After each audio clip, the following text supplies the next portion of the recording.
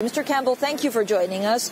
What will the DUP do with this deal? Will you vote it down, even if it possibly means bringing down the government? Well, obviously, it's a very substantial document, some 585 pages, so we have to go through not just the document, but then look at the appendices and see what the implications are. But on first reading, it does not look to be anything like a good deal. It looks as if it is tying the whole of the UK much too closely to the EU and Northern Ireland particularly, almost in perpetuity, linking us to the EU's rules and regulations. So on that basis, it's almost definite that not only we but many others will vote against it in Parliament. Right. What can the Prime Minister give the DUP to make you support this agreement?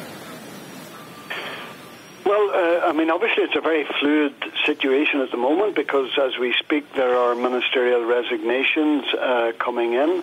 So who knows what today or tomorrow will bring. You see, I think what people have to recall here is if we go back 2 years, the entire premise of this agreement between the EU and the UK, the draft agreement, was built on a false assertion about a hard border being created in Northern Ireland if we didn't reach agreement. A hard border was never going to come about, won't ever come about, not as a result of any draft agreement or agreement which subsequently gets approved in Parliament. It won't come about because it is a physical impossibility to locate a hard border in Northern Ireland with the Republic's constitution. It just simply isn't possible to do that. So the entire premise is built on a firm, a very false foundation. But we are where we are now. We've got to try and make this assessment, and we will have to see what the next few weeks will bring as we go towards the debate and the vote in Parliament on whether this proceeds or not. Okay, what are the implications or ramifications of Dominic Raab stepping down as Brexit Secretary? Does it make the DUP more likely to vote down the agreement, or does it make no difference to you guys?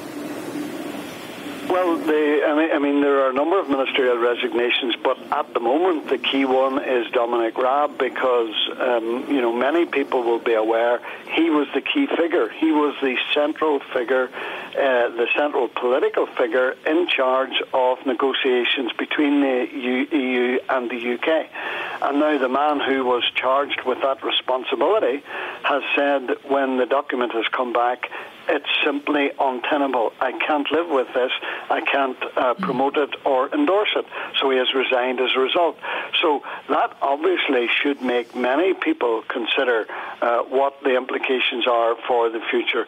On the first reading that we have had, we don't believe there is anything of substance in the document that could compel a person who wants to see a UK free from the machinations of the EU, free to do its own trade deals across the globe, and an independent trading nation. We don't see how anybody could, of that mind, could endorse this deal or vote for it.